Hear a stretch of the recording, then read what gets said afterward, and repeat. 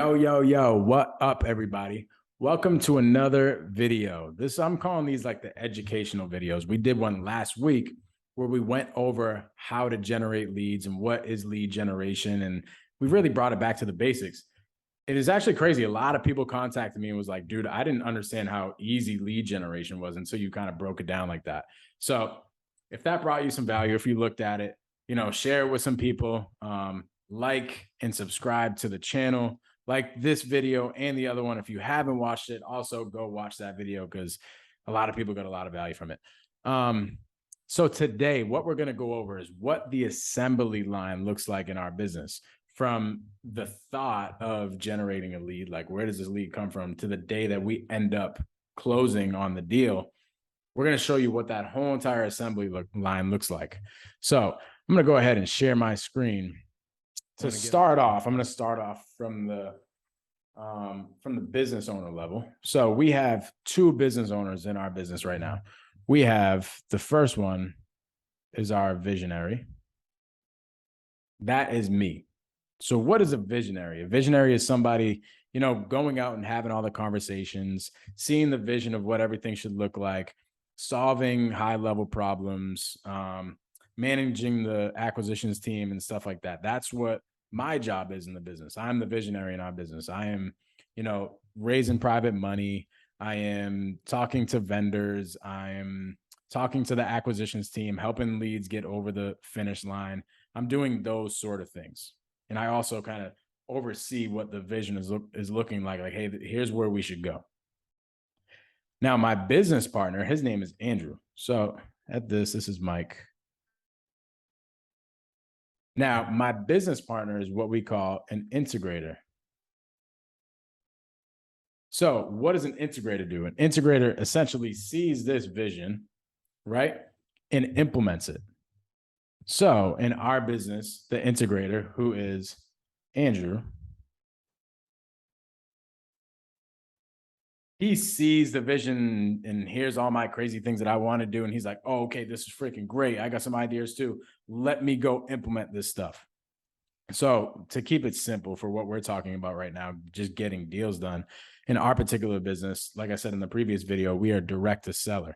So Andrew implements pretty much everything when it comes to data and softwares, CRMs, all that type of stuff. He is the one that implements that stuff. So when it comes to generating leads, Andrew is the guy who pulls the data, which we're going to offload that to maybe a virtual assistant or something like that in the future coming up. But Andrew pulls the data. He's looking at all the KPIs. He's making sure that the ship is running the way that it's supposed to be running. So when it comes to getting leads, we have cold callers and texters.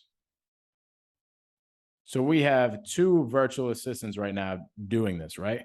So what happens is Andrew gets all the data and he's like, hey, here's all of our prospects that we should be prospecting to. So he takes these prospects and he puts it into all the softwares and everything.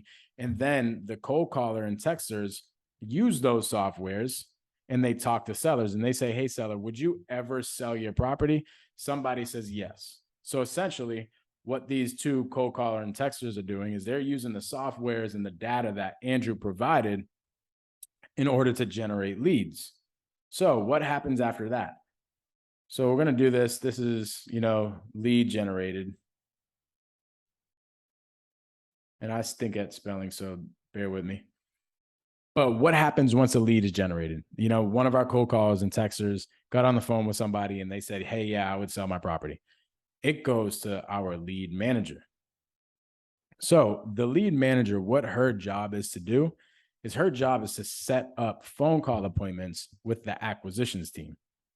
So how does she do this? She does this one of two ways. She either does it right away, like one of our virtual assistants in the beginning generated a lead and the lead manager just sees it off rip.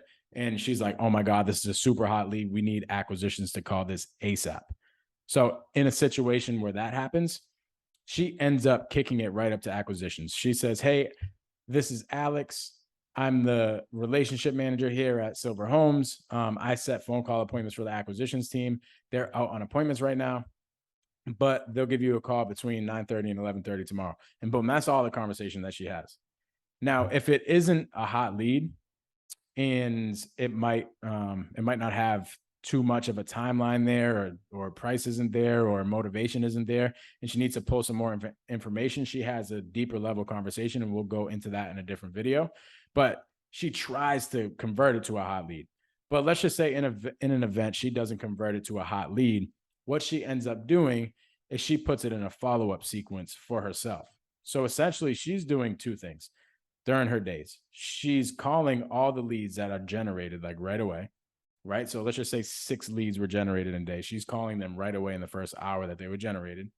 And then if they're putting up to a follow-up sequence, she has tasks assigned to all these leads that are in her pipeline.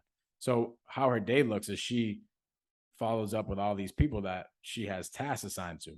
And then once she's done with all those tasks, she ends up going back to the system and trying to regenerate some of these leads, right? And then obviously once one of them converts as a hot lead again, she pushes it up. Now, what happens here? So once there's a hot lead, and what do we call a hot lead? A hot lead is somebody who has motivation. They they can be helped within the next 30 to 60 days. So they have some type of motivation and they can be helped some sort of way in the next 30 to 60 days. Not necessarily need to sell in the next 30 to 60 days, but they can be helped. And if that's a situation where they can be helped, they get pushed to acquisitions. Now, we don't care too much about price and condition when it comes to how they get pushed, because our acquisitions team will pull the price and condition out of the seller through their sales call. So as long as they have some type of motivation, like there's some reason why they would ever sell, and they're able to be helped in the next 30 to 60 days, then the lead manager pushes them up. So where do they go now? We have one of these, and her name is Alex. So that's Alex. She's our lead manager. Now it goes to an acquisition manager. Once this lead is hot, it goes to acquisition manager. Right now, we have 2 of them. We have Felipe and we have Karen. You guys have seen them on the lives when we do our how to wholesales. So their job is to convert. And at the moment, I'm helping them convert. I'm giving them suggestions of, hey, maybe we should do this here. We can do this here. We can do this here. I'm hopping on the phone with the seller and converting it myself. But Felipe and Karen are killers, and they go through a sales process in order to close these leads and convert the lead. So this is essentially what our assembly line looks like. So from here, what happens is a contract is signed. So let's just call this the contract. The contract is signed. And what happens from there? Once the contract is signed, we have a transaction coordinator who gets in touch with all the attorneys and everything and let them know that, hey, we just got a contract signed. We got to open escrow and we got to do all the things. And we also have dispo teams who help us find the buyer and sell the deal. And then once the deal is sold, a close date is there. Boom, we close, we get paid. So I know this is probably a lot. And I did probably just throw a lot at you, but it can be so simple, right? Like in the beginning, I wore all these hats, right?